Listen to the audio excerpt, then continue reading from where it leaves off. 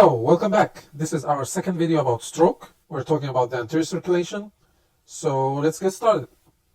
So, I want to start the video by talking about some notes regarding ischemic and hemorrhagic strokes.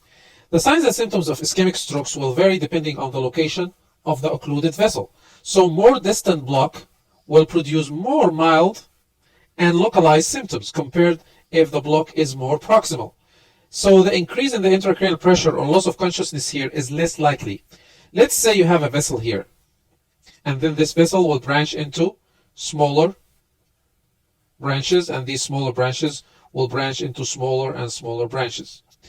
Can you tell me, what do you think, if the occlusion is here versus if the occlusion is here, which one is more severe? Obviously, is this one.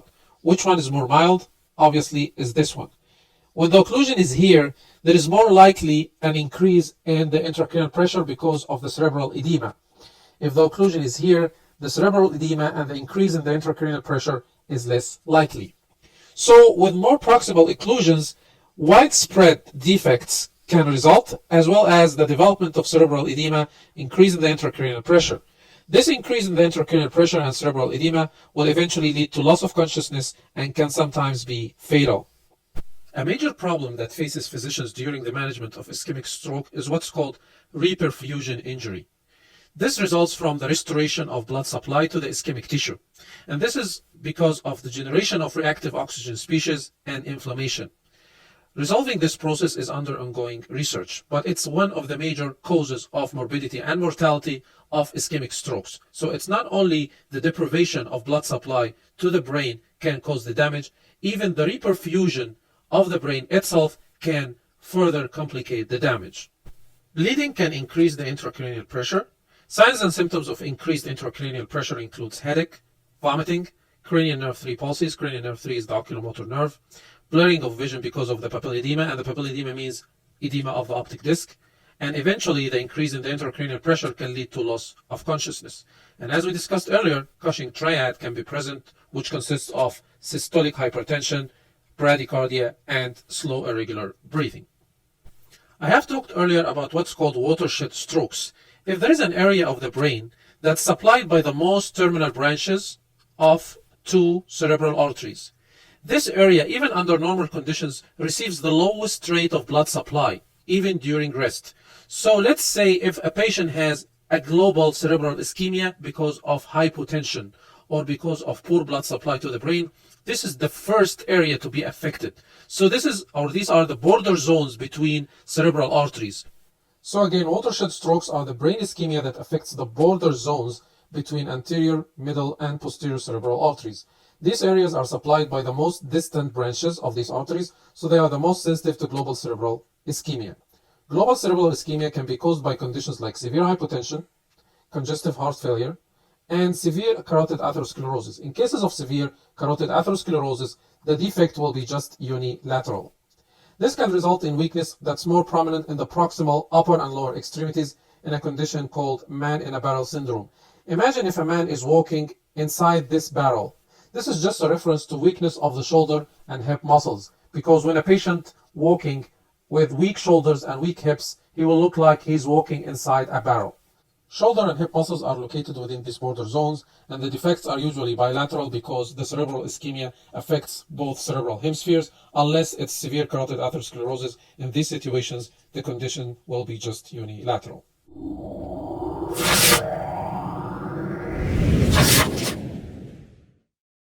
A very important high-yield topic is the CNS ischemic changes. During the first 12 hours, there will be no change. Between 12 and 24 hours, there will be the development of what's called red neurons. These are neurons with eosinophilic cytoplasm because of the loss of Nissl bodies, and these Nissl bodies usually give the cytoplasm a blue stain. So the loss of Nissl bodies will make the cytoplasm more eosinophilic. Between 24 and 72 hours, the neutrophil starts to infiltrate the area, and liquefactive necrosis will result from the release of lysosomal enzymes. 3 to 7 days, macrophages and microglia starts to arrive to the area and engulf the cell debris. More than 1 week reactive gliosis, and later on glial scar will develop. Another very important high-yield topic is that neuronal regeneration in the central nervous system is impossible, and this is because of the presence of the blood-brain barrier, which slows down the process of debris removal, which can persist for years. These debris persist for years because of the slowing down of the recruitment of inflammatory cells like microglia and neutrophils. These cells become recruited to the area and should engulf these debris and make the area clean for neuronal regeneration. Unfortunately, this process in the central nervous system is slow compared to the peripheral nervous system, and that's why regeneration of the central nervous system is impossible. Regeneration of the peripheral nervous system is possible depending on the degree of injury. Neuronal plasticity is the ability of the brain to undergo biologic changes, which includes cortical remapping. Remember, we said there is something called the brain homunculus, which means basically the brain mapping of the body. So when the brain undergoes some form of stroke where one area of the brain function is lost, the brain can undergo some cortical remapping where function of one part of the brain can be transferred to another part. This may help in some part in the regeneration of some of the lost function of the brain in some cases of stroke.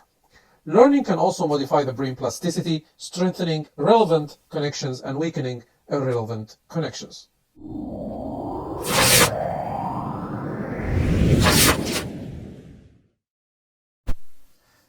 Areas of the brain that's most sensitive to ischemia includes hippocampal pyramidal cells. These are cells located in the hippocampus.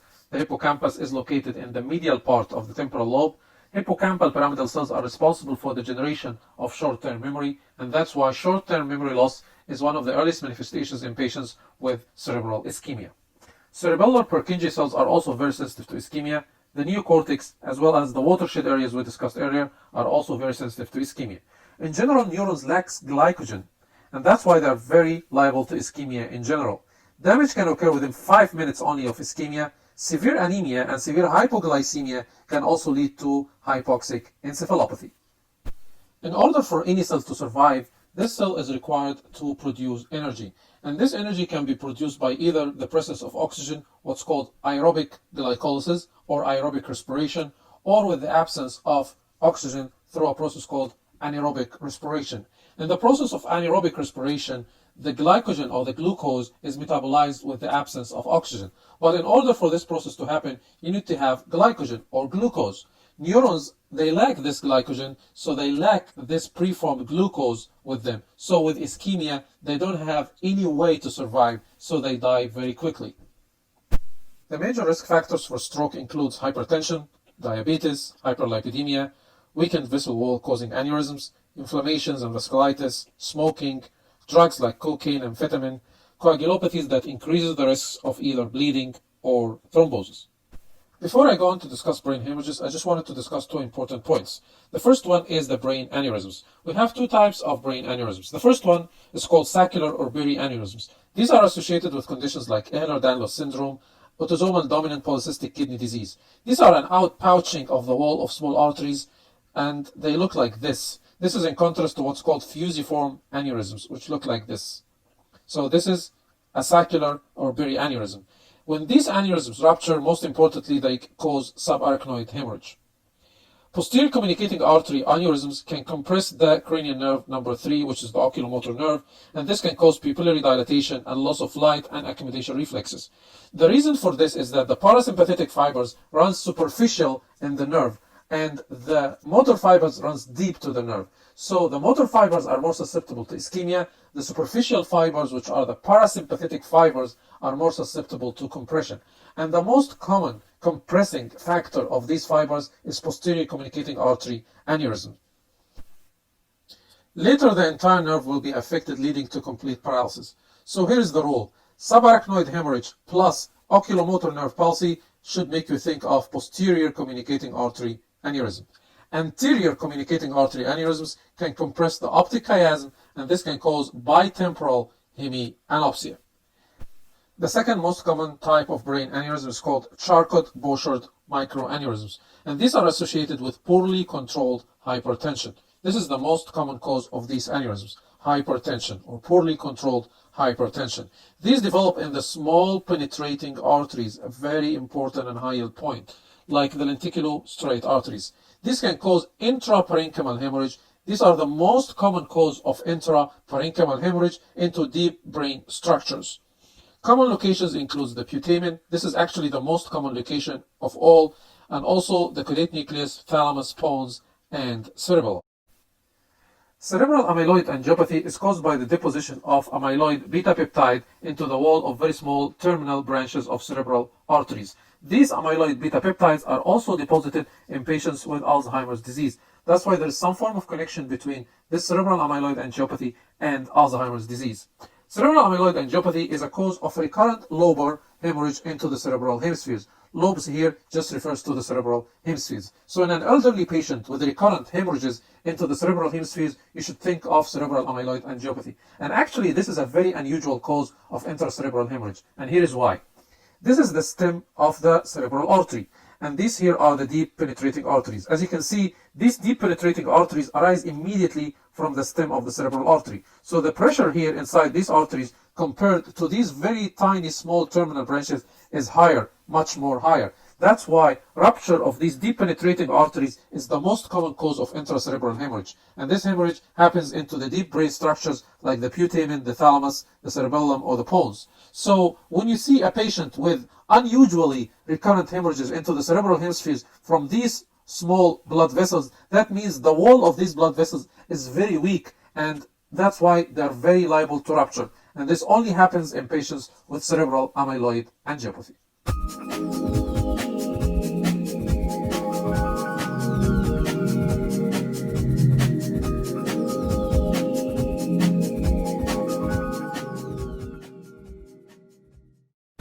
Alright, so now let's talk about different types of hemorrhagic strokes. The first type is called extradural hemorrhage. This is a bleeding into the extradural space. And the extradural space is the space between the dura and the skull.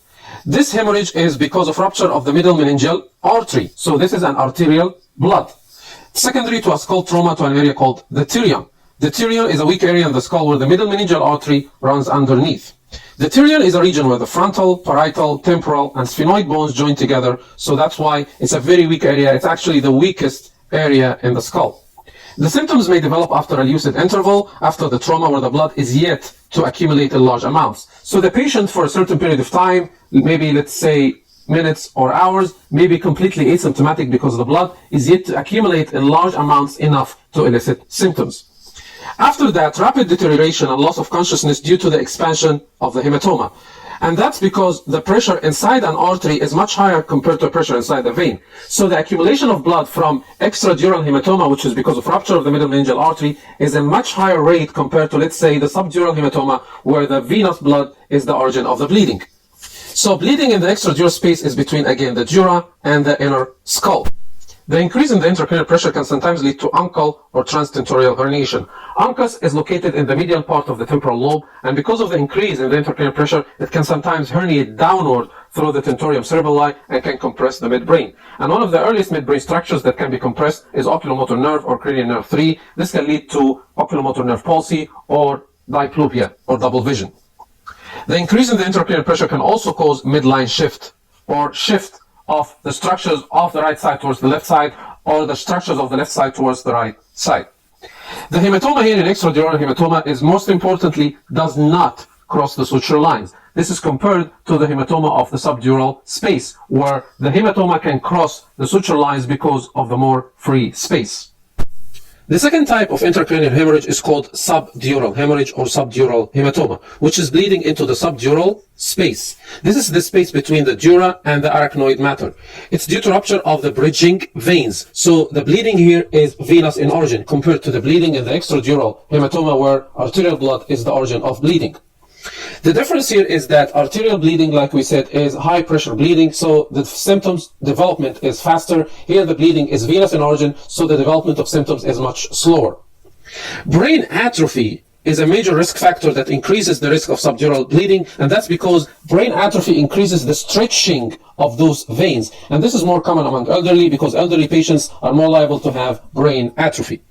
Another very important high-yield clinical point is that subdural hemorrhage can also happen with shaken baby syndrome, because with shaking the baby, we can cause a rupture of these bridging veins and can develop subdural hematoma. This diagram here shows these spaces. So we can see here, this is the skull bone, and this is the dura mater. So the space between the skull bone and the dura mater is the extradural space where the extradural hematoma accumulates. The space between the dura and the arachnoid mater right here, this is called the subdural space, and this is the space where subdural hematoma develops because here runs the bridging veins. Those veins connect the surface of the brain to the subdural space where these dural venous sinuses develops or exist. In contrast to extradural hematoma, bleeding is much slower as it's venous in origin and the symptoms are developing less dramatic. The subdural hematoma can be acute and can be chronic. The third type of intracranial hemorrhage is subarachnoid hemorrhage, and this is a hemorrhage into the subarachnoid space. The meninges consist of three layers: the dura mater, the arachnoid mater, and then the pia mater, which is the innermost layer of the meninges. The space between the arachnoid mater and the pia mater is called the subarachnoid space. Through this space runs the cerebrospinal fluid, and along the cerebrospinal fluid also runs most of the cerebral blood vessels. Sometimes these cerebral blood vessels develop aneurysms. These are called aneurysms because of some weakening in the wall of these blood vessels because of some conditions like Ehlers-Danlos syndrome or autosomal dominant polycystic kidney disease. Some of these aneurysms can rupture, leads to subarachnoid hemorrhage. This usually happens following a head trauma, but can sometimes even happen spontaneously. The major symptom of subarachnoid hemorrhage is severe headache, sometimes described by the patient as the worst headache of his life, or something like 10 out of 10 in severity. And this usually happens within seconds to minutes from the onset of the rupture of these aneurysms. Also, nausea, vomiting, and neck stiffness can be present. The major complications of subarachnoid hemorrhage includes vasospasm and rebleeding. The vasospasm can lead to ischemic stroke. Cerebral arteries runs in the subarachnoid space as we discussed, so focal neurological deficits can develop because of this vasospasm. A very important clinical point is the pre-treatment with a calcium channel blocker, like most specifically the nimodipine, can help to prevent the development of vasospasm. Rebleeding can occur up to 4 weeks following the initial bleed, and this is a very major cause of morbidity and mortality in patients with subarachnoid hemorrhage. Controlling the blood pressure helps to reduce the risk of development of rebleeding. Later damage to the subarachnoid or arachnoid granulations can cause communicating hydrocephalus because these granulations are helping to reabsorb the cerebrospinal fluid into the dural venous sinuses. So damage to these granulations will prevent the reabsorption of the cerebrospinal fluid. HCT without contrast is usually diagnostic of subarachnoid hemorrhage, but if the CT scan is negative and you still have a high suspicion of subarachnoid hemorrhage, you can do a lumbar puncture. The lumbar puncture will reveal something called xanthochromia, and this is because of the breakdown of the red blood cells and the metabolism of the hemoglobin into bilirubin. The bilirubin is a pigment that's yellow in color, so this will result in yellowish discoloration of the cerebrospinal fluid, and this is called xanthochromia. Another important clinical point is subarachnoid hemorrhage. If it's associated with seizures, this should raise the suspicion of arteriovenous malformations. Here are some images to show the differences between the intracranial hemorrhages we discussed so far. So the first one is the epidural hemorrhage, and it's biconvex in shape, and it doesn't cross the suture lines because of the attachment of the dura to the skull bone. The second type is the subdural hematoma, which is crescent shaped like you see here, and it does cross the suture lines because there is no attachment of the subdural space to the skull bones. The third type is the subarachnoid hemorrhage. As you can see here, it's a bleeding into the subarachnoid space.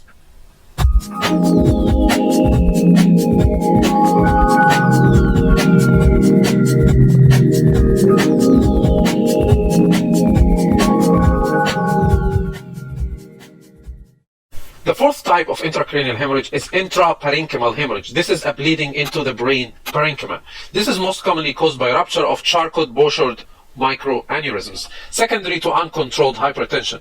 Uncontrolled hypertension is the major risk factor for the development of these microaneurysms and their rupture. They usually rupture into deep brain structures like the putamen, the pons, the thalamus, and the cerebellum. When the bleeding happens into the basal ganglia or the thalamus, this can compress the internal capsule, and through the internal capsule, as we know, runs a lot of sensory and motor fibers, so this can lead to the development of contralateral hemiplegia and sensory loss. Also homonymous hemianopsia and contralateral conjugate gaze palsy. This is because the fibers that's running from the frontal eye field crosses the midline to the opposite side. Intraparenchymal hemorrhage can also be caused by arteriovenous malformations, and also cavernous hemangioma. But in these two situations, the history of seizures is very likely to be present. And also, usually the patient is much younger in age compared to patients with Charcot-Bouchard microaneurysms. Recurrent lobar hemorrhages in elderly or hemorrhages into the cerebral hemispheres is usually associated with cerebral amyloidangiopathy. And this is characterized by the deposition of amyloid beta peptides into the wall of small blood vessels, causing them to weaken and rupture.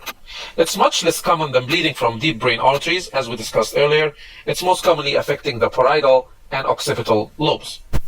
These are some non-contrast CT images that shows intraparenchymal hemorrhage. So this is here intraparenchymal hemorrhage, this is another intraparenchymal hemorrhage, and this is another intraparenchymal hemorrhage. Next is intraventricular hemorrhage, which means bleeding into the brain ventricles. In the subventricular area lies a layer of highly vascularized tissue called the germinal matrix. The vascularity of this germinal matrix diminishes with age. But due to the poor support by glial fibers and the poor autoregulation of cerebral blood flow in premature and low birth weight infants, intraventricular hemorrhage can develop. Blood can cause obstruction of the foramen of Monroe, and this can lead to enlargement of the lateral ventricles because of non-communicating hydrocephalus. When there is an obstruction to the cerebrospinal fluid outflow, we call this as a non-communicating hydrocephalus, compared to the communicating hydrocephalus, where there isn't really an actual obstruction to the flow of the cerebrospinal fluid. Usually the obstruction is affecting only the lateral ventricles, so the rest of the ventricles, like the third and fourth ventricles, are spared.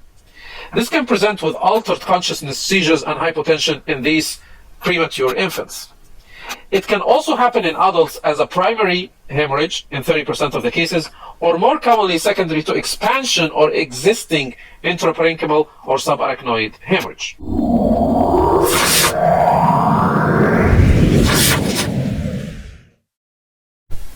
Ischemic strokes can be atherosclerotic, leading to thrombosis of the affected vessels. The middle cerebral artery, the basilar artery, and the carotid bifurcation are the most commonly affected locations. It can be embolic from distant sites like the heart. It can be hypoxic from low cerebral blood flow due to the hyperperfusion or hypoxemia. One of the examples we discussed earlier is the vasospasm that's associated with subarachnoid hemorrhage. This can lead to ischemic strokes.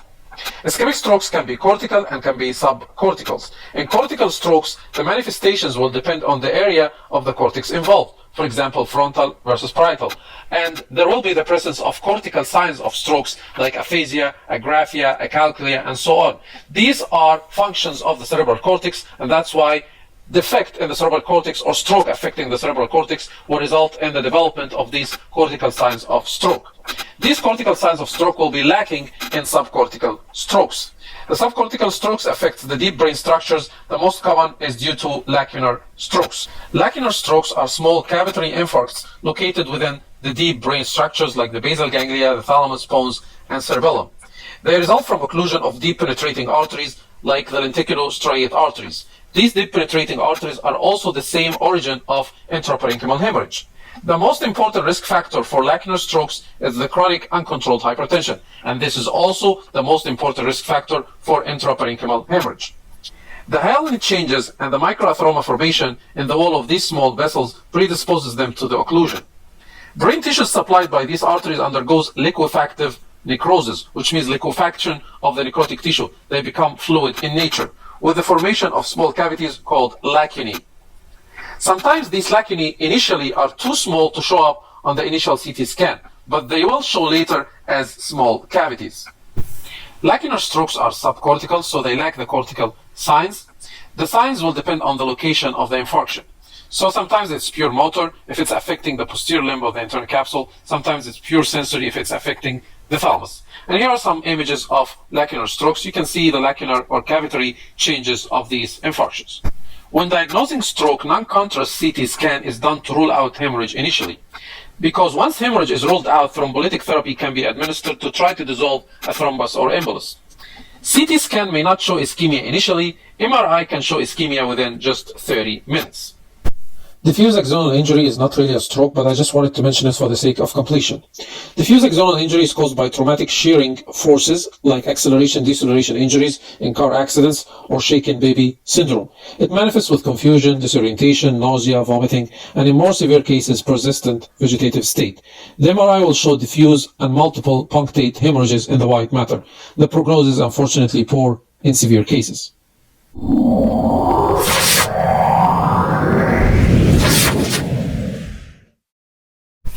Okay, take a break and see you next video. Thank you for watching.